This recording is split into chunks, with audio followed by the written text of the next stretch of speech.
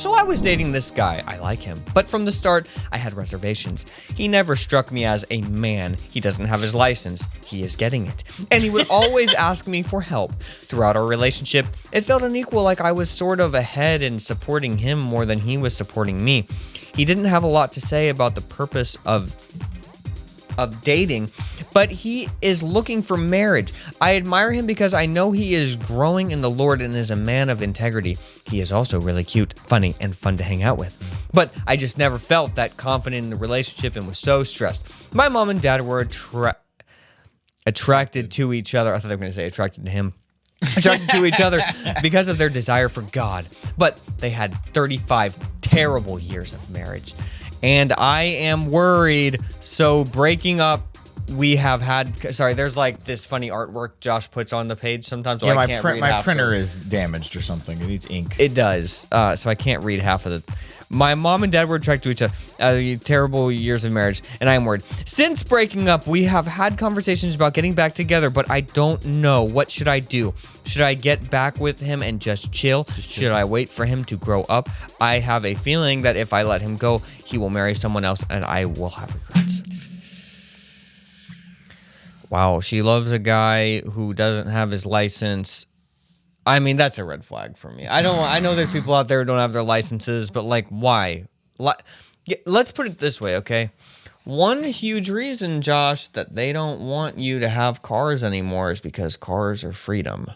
If you have a car, you can get the blank out of Dodge. They want that mass transit. They do. They want to tell you where you're going. When there's like a massive earthquake in Hawaii or wherever it was. Yeah, that was in Haiti.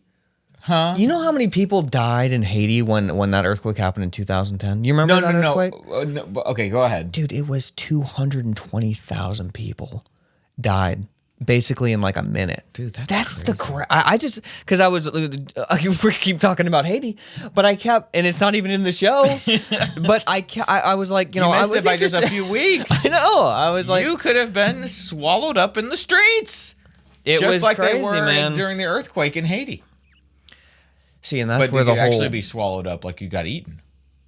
Yeah, I know. That's what I'm saying. But like that's when the whole like Clinton thing started, the conspiracies around that, because they were in charge of where the funds went for when the billions poured in for Haiti relief. That's why the Haitians hate them, because they basically squandered like how could the Haitians hate? The Haitians hate the Clintons for that reason. That's just, you go there, you don't mention them. Did you mention them when you went? No.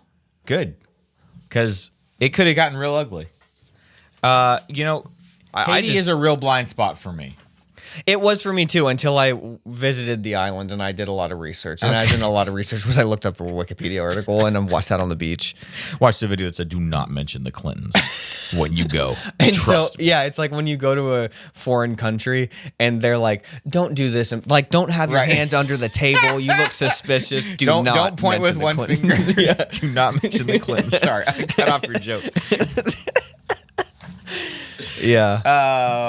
So I didn't talk to them about the Clintons, no. So anyways. I like how this message is about one thing, but then she also randomly throws in that her parents had 35 terrible years of marriage. Yeah. So clearly there's something there too. I think she has some trust issues, perhaps. I don't know. I don't trust him. I don't trust somebody who doesn't have their license at this age. I know that's going to sound harsh. Who's the bad guy in this message? I can't tell. I don't know. I think it's the parents. But, 35 terrible years of marriage. The thing you got to think about, 35 terrible years of marriage. That's as old as I am. I learned this from Love is Blind. Okay. She said, the mom, because they meet the parents. Yes.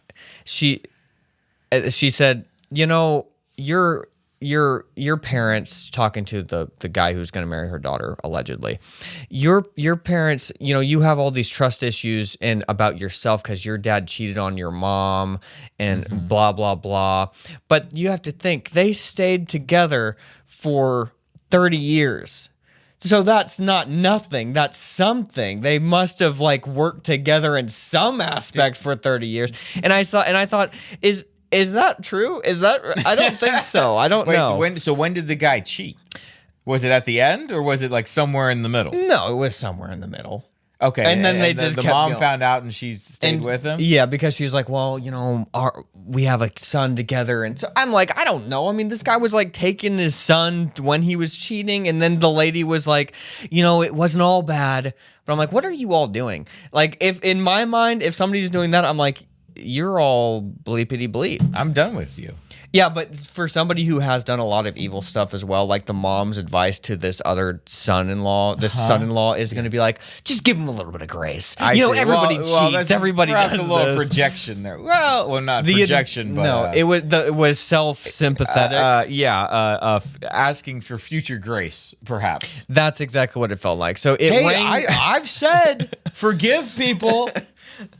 If anything comes out, I said. That's what I'm saying. It felt, it rang true and very wrong at the same time. Yeah. So I don't trust that lady, and I don't trust this guy with the license. Without the license, I do not trust your parents. So therefore, I don't trust her, the girl writing this, Josh. I don't know who to trust, and that's a difficult thing. That's a difficult spot to be in life. I don't know. You know, I wouldn't get. I think she's both worried about committing because she had parents who were trapped in a terrible marriage. Terrible. But then also she's worried that she will never find somebody. And so she's worried about letting this guy go because what if he's the best thing that's ever been? Well, that is a real thing to worry about as a girl. It's also it's also a thing to worry about as a guy too. But you know, for guys, for some reason I feel like that's a little bit easier. I don't know why. What is a little bit easier? Like a guy doesn't think this is going to be the last girl that I will ever, because I feel like, and I don't have a bad view on men, Josh, but I think that guys, they can find that satisfaction in other ways. And girls don't as much. So they're looking more for like a connection. Right. And the guy is like, well, see. look, if I never get married, like at least we've got VR.